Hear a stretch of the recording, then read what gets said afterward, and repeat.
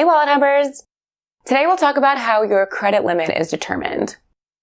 Creditors consider a variety of different factors when establishing credit limits, but the two most important pieces of information are your credit history and disposable income. Your credit history tells them how responsible of a borrower you've been to date, as well as how much debt you've incurred. And your income tells them how much additional credit you can comfortably afford. Let's go over both in a little bit more detail. Your credit history reflects your level of financial responsibility as well as the length of your track record as a borrower. The more dependable you've proven yourself to be, the more credit you'll be eligible to receive moving forward, assuming your income can sustain it. So that brings us to the income credit limit connection.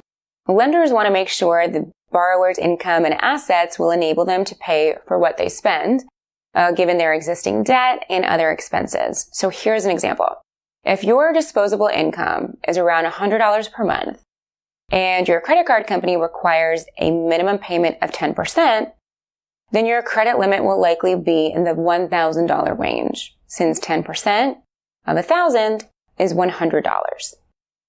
If you're in the market for a high limit on a new credit card rather than an existing account, you can check out WalletHub's latest picks for the best high-limit credit cards by clicking the button right here.